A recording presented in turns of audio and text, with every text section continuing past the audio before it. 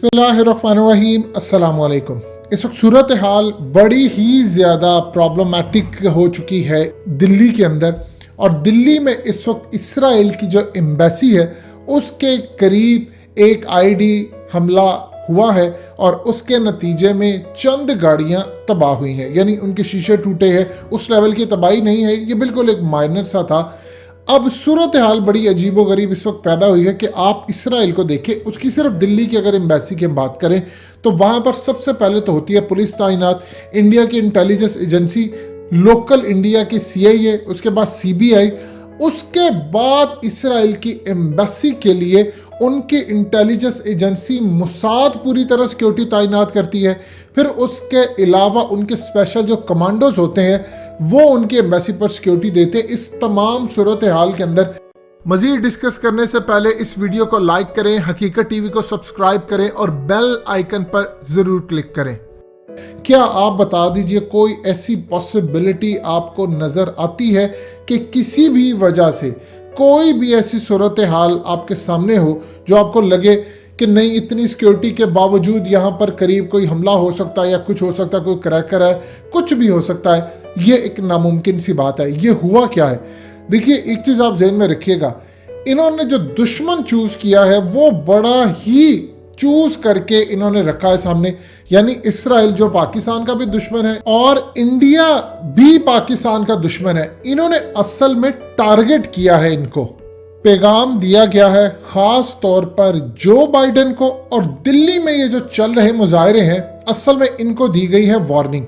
आपको ऑलरेडी हकीकत टीवी ने बताया था कि इन्होंने अब लेकर आना इस खित्ते के अंदर पूरी तरह गज़वा हिंद बदनाम करने के लिए, और इन्होंने कहना है कि इसराइल और पाकिस्तान की जो ताल्लुकात ऑलरेडी ख़राब है और इस सूरत हाल के अंदर पाकिस्तान उसको रिकग्नाइज नहीं करता और इंडिया को भी टारगेट रखा है। इन्होंने जो बाइडेन को पैगाम दिया है कि तुम जो फौजें निकाले अफगानिस्तान से, ऑलरेडी वो कहते हैं कि जब अफगानिस्तान से अमरीकी फौजें निकलेंगी तो गज़वा हिंद शुरू हो जाएगा। अब इनका असल टारगेट था गज़वा हिंद के हवाले से। आप ये देखें कि इस पूरी सूरत हाल के अंदर इस वक्त तमाम बिल्डिंग्स जो इसराइल के रिलेटेड है उनको मुकम्मल तौर पर हाई अलर्ट कर दिया गया है। पूरी तरह अपने एम्बेसीज के लोगों को इन्होंने अलर्ट कर दिया है। ख़ास तौर पर पुलिस ने एयरपोर्ट्स, गवर्नमेंट्स के जो बेशतर बहुत ज़्यादा बड़े बड़े इदारे हैं इनको हाई अलर्ट किया है, और इस सूरत हाल के अंदर गवर्नमेंट की तमाम जो बिल्डिंग्स है उन पर इस वक्त अलर्ट जारी कर दिया है, और ख़ास तौर पर जो मूवमेंट्स वहाँ पर इस वक्त हो रही हैं, जो VIP मूवमेंट्स हैं, उनको रोक दिया है। ये क्यों सूरत हाल पेश आ रही है? इन्होंने एक तो जो बाइडेन को पैगाम दे दिया है कि आप यहाँ से निकले ना, आप अफगानिस्तान में रहे, अब जवाब पैदा किया जा रहा है। अब ये जो जवाब असल में पैदा हुआ, इसके साथ इन्होंने सिखों को भी पैगाम दिया। ये करेंगे क्या? देखिए, पहले इन्होंने हमला खुद करवाया और अपने अंदर कोई बंदा नहीं मरा। अब दोबारा इनका जो अगला टारगेट होगा वो सिख होंगे, किसान होंगे। किसानों पर जब ये हमला करवाएंगे तो जवाब ये होगा कि आप ये देखिए, पहले एक हमला दिल्ली के अंदर ऑलरेडी हो चुका है इसराइल की एम्बेसी के बाद, अब दोबारा एक हमला होगा जो किसानों पर होगा, उसमें कई मर जाएंगे और नाम लगाएंगे पाकिस्तान का, ताकि पाकिस्तान के हवाले से जो सिखों के अंदर मोहब्बत है वो नफरत में बदल जाए। लेकिन ये सूरत हाल इंडिया के लिए ख़तरनाक साबित हो सकती है, क्योंकि इसराइल को बताए बगैर उसकी मिली भगत से ये काम हो ही नहीं सकता पूरी तरह। आप ये देखें कि दुनिया के बड़े से बड़े वाक़यात होते हैं, आपको उसमें इसराइली मरते हुए नज़र नहीं आते। शाज़ो नाज़र कोई केस हो, मुसलमान मर जाएंगे, भारतीय भी मर जाएंगे, हर तरह से दूसरे मज़हब के लोग मरेंगे, लेकिन इनको कुछ नहीं होगा। इनको हर दफ़ा होता है कुछ हल्का सा, जिस तरह अभी ये जो हमला हुआ, ये इस तरह के हमले करके अपने आप को सेव कर लेते हैं और एक जवाब पेश करते हैं। एक चीज़ ध्यान में रखिएगा, नंबर 1, इन्होंने पूरी दुनिया के अंदर ख़ास तौर पर अपनी एम्बेसीज के करीब हमले करके ये एक पैगाम दे रहे हैं कि जो यहूदी इस वक्त इंडिया से लेकर दूसरी जगह आबाद है वो मुल्क छोड़ कर आए और वापस जाकर इसराइल आबाद हो। एक तो ये इनका मोटिव है। नंबर 2, उन्होंने एक तीर से कई शिकार करने की कोशिश की। पाकिस्तान के हवाले से अब इसराइल और इंडिया की पॉलिसी ये होगी कि वो अफगानिस्तान के ऊपर कहेंगे कि पाकिस्तान इनको सपोर्ट कर रहा है या यहाँ पर दाइश आ चुकी है। आप ये बताएं, दाइश क्या अब ओपनली इंडिया के अंदर ये कहते हैं जी दाइश आ गई है, तो क्या अमरीकी फौजें यहाँ पर आएंगी हमला करने के लिए उनको, या उनको एलिमिनेट करने के लिए? अफगानिस्तान के अंदर दाइश इनकी पैदा कर दे, उसका नाम लेकर ये आते हैं। ये पूरा एक खेल शुरू हो चुका है। पाकिस्तान को तैयार रहना चाहिए। इंटरनेशनल लेवल के ऊपर फैटफ के हवाले से मामला बड़े ख़राब हैं। पाकिस्तान वाइट लिस्ट में आना चाहता है, جبکہ اس کو گرے لسٹ یا بلیک لسٹ کے اندر رکھنا چاہتے ہیں کہ پاکستان کے حالات مزید خراب کرے۔ آپ دیکھیں کہ پاکستان پر پہلے پریشر ڈالا سعودی عرب کی جانب سے اسرائیل نے کہ آپ ہمیں تسلیم کریں، اب انہوں نے کسانوں کو ٹارگٹ کرنا ہے۔ اب آپ دیکھیں گے کہ بالکل یہ کہیں گے جی یہ ایک ایسی تنظیم ہے جس کا تعلق پاکستان سے ہے، مذہب اور اسلام کا نام لگا کر اس کو ٹارگٹ کروائیں گے۔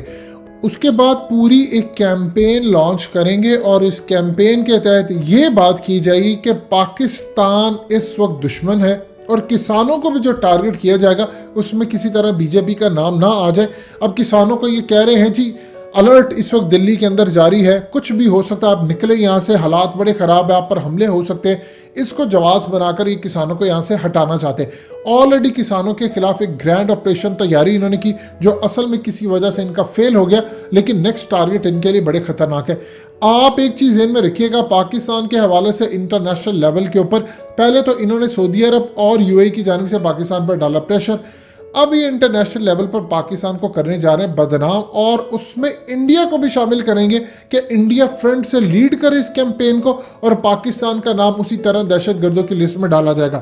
اب آپ یہ دیکھیں جو بائیڈن کو کیا جواز فراہم کیا۔ دیکھیے اسرائیل کے حالات خراب ہیں، اسرائیل کی ایمبیسی کو خطرہ ہے، اسرائیل کے سٹیزنز کو خطرہ ہے، پاکستان کا ان کے ساتھ تعلقات ہے، پاکستان دہشت گردوں کی مدد کرتا ہے، پاکستان میں محفوظ ٹھکانے ہیں، ہمیں یہاں پر رہنا ہے، امریکہ کی فوج یہاں سے نکلے گی تو حالات خراب ہوں گے۔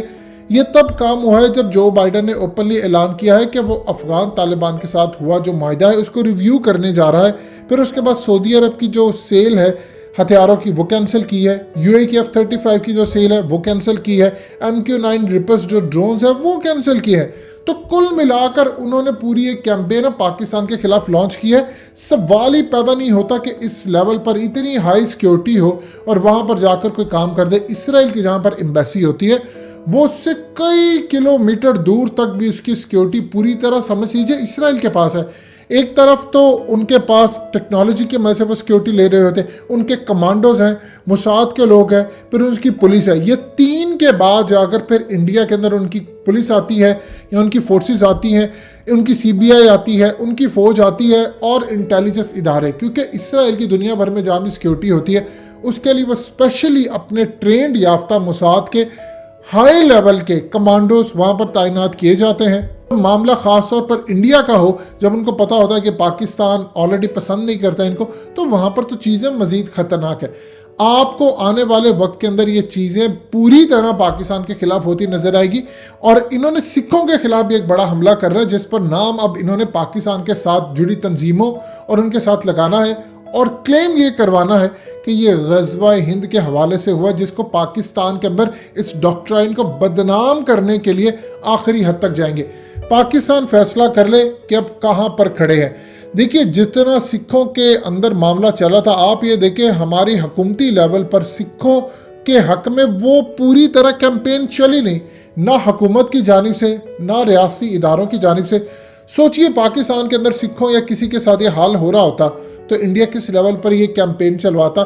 افسوس کہ ہمارے اندر اتنے گٹس ہی نہیں ہیں کہ ہم انٹرنیشنل لیول پر کریں، لیکن انہوں نے ایک کام کو چھوڑ کر اب جعلی حملوں کے ساتھ اگلے لیول پر کام شروع کر دیا ہے تاکہ پاکستان پر نام آئے اور پاکستان کو کنٹرول کیا جا سکے۔ دوستو حقیقت ٹی وی کو سبسکرائب کرنا مت بھولیے، ویڈیو کو لائک کریں، شیئر کریں اور کمنٹ سیکشن میں اپنی رائے کا اظہار ضرور کریں۔